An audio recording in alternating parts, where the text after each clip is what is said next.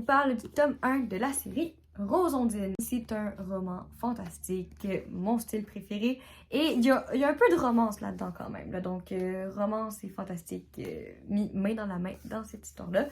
Mais c'est pas, je dirais que c'est pas le point central, là, la romance. C'est vraiment plus l'aspect du fantastique qui est mis de l'avant. On suit Rose qui a 18 ans, tout nouvellement, qui apprend qu'elle a hérité de pouvoirs magiques de sa mère. Sa mère qui est décédée. Là, elle découvre un peu l'univers des élémentaux que j'ai aimé découvrir. Il était bien fait. On voyait les 4 éléments, là, encore l'eau, le feu, l'air et la terre, mais pas la version un peu cliché des fois là qu'on peut avoir. Quoique je connais pas beaucoup de clichés avec les 4 éléments, là, mais j'ai aimé la façon dont c'était apporté. Il y a toute une histoire avec l'aspect des noms de famille aussi, que ça j'ai trouvé super original parce que je n'avais jamais lu ça avant et j'en ai lu. C'était vraiment fantastique dans ma vie. Donc, c'est vrai que quand je trouve un petit truc spécial dans un roman, je suis tout le temps super excitée. Là, ça montre qu'il y a encore place à innover et à aller encore plus loin. Les personnages, ils sont super drôles, super attachants. Ils ont entre 18 et 22 ans, là, je dirais. Là, on connaît pas vraiment l'âge des autres personnages, mais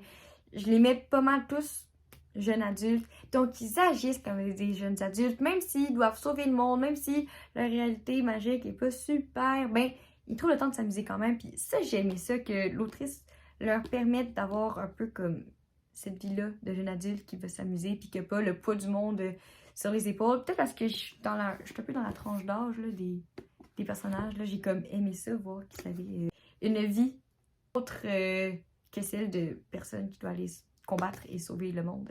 En plus de suivre des personnages super attachants que j'aime de tout mon cœur, tous, ben presque tous, l'intrigue, elle est super solide. J'ai trouvé que c'était vraiment intéressant à lire.